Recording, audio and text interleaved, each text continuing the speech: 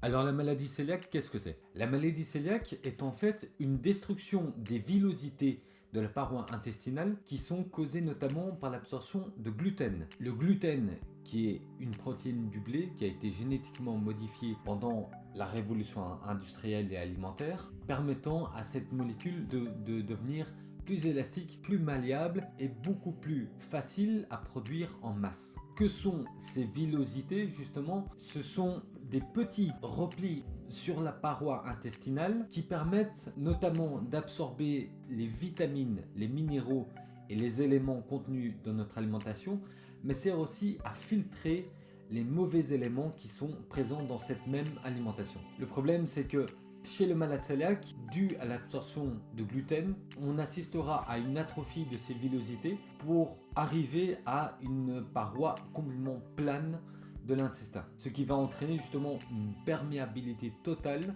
et pour finir, comme le gluten est une matière très collante, va venir se coller aux parois, créer des trous et donc des inflammations. Les déchets qui n'ont pas pu être filtrés par les villosités intestinales vont venir se retrouver sur les neurones, sur les muscles, voire même les os. Alors le problème, c'est que cette maladie est dite héréditaire et on pense qu'il y a à peu près 10% de prédisposition pour que les descendants de malades le deviennent aussi. Alors il y a deux gènes qui sont impliqués dans l'intolérance au gluten, en tout cas la maladie cœliaque, qui sont le gène HLA-DQ2 et le DQ8. Ces gènes sont prédicateurs d'une intolérance alimentaire, mais pas pour autant de la présence de la maladie elle-même. En dehors de ces éléments-là, il y a encore énormément d'autres facteurs qui peuvent entrer en compte pour déterminer que la personne est atteinte de cette maladie. Pour les nourrissons, le problème c'est que un déclenchement de la maladie peut être amorcé par l'arrivée très tôt du gluten dans son alimentation, mais pour autant le lait maternel est un grand facteur de protection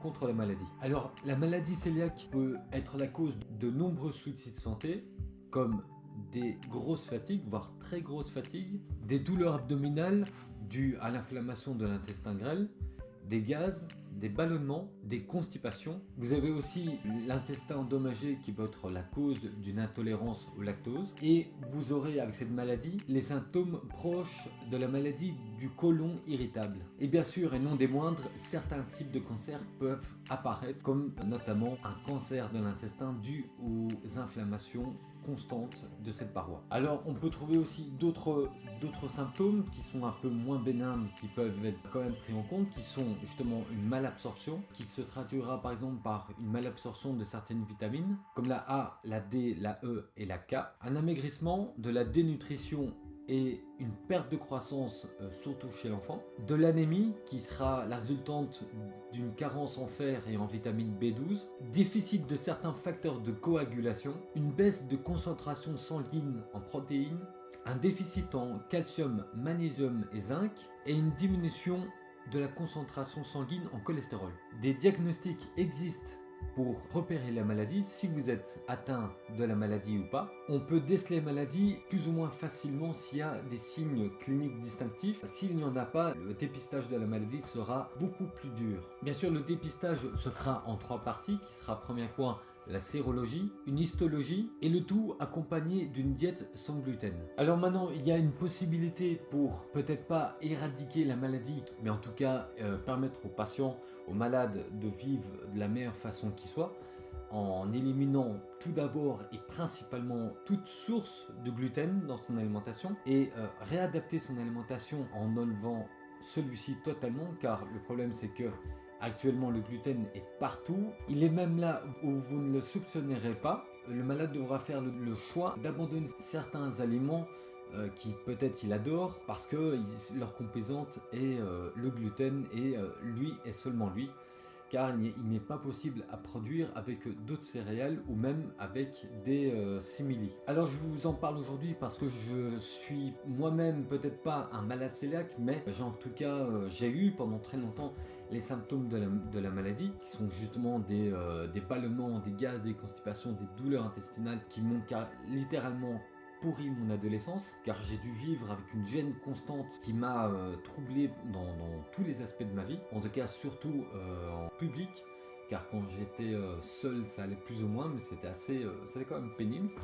Et j'ai su éliminer en grande partie les symptômes, car j'ai changé mon alimentation, et j'ai su jongler avec certains aliments, avec cette nouvelle alimentation, et être à l'écoute de mon corps, et à comprendre les symptômes, les alertes de mon organisme, quand je mangeais certains aliments contenant du gluten. Donc aujourd'hui, puisque j'ai adapté mon alimentation justement en végétaux et en fruits, l'absorption de gluten se fait moins douloureux, mais j'arrive quand même à reconnaître les symptômes et pouvoir éliminer le plus possible cette molécule et essayer de vivre le plus facilement possible. Manger sans gluten, ça peut être facile, mais c'est jusqu'à présent assez cher, puisque quand on a des produits qui peuvent par exemple coûter 1€, il en coûtera 4,50€ en gluten free, ce qui n'est pas indéniable et ce qui n'est pas abordable pour toutes les bourses, surtout sur un mois complet. C'est pourquoi il y a d'autres céréales qui ne sont pas des composantes du gluten qui peuvent être utilisées justement pour remplacer cette molécule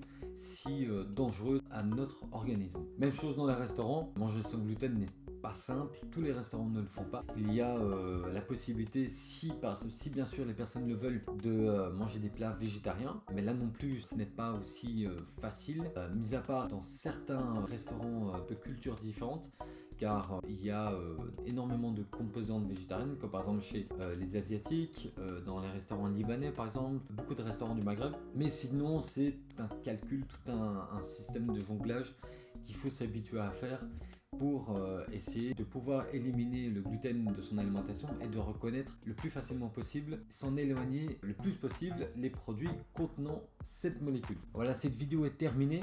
J'espère qu'elle vous a plu, qu'elle a pu vous donner quelques pistes pour ressentir les symptômes, pour pouvoir déceler plus ou moins la maladie. Et n'oubliez pas de partager, de liker, de commenter, et n'oubliez pas que je suis sur Instagram sous le nom Biospirituel. Ciao!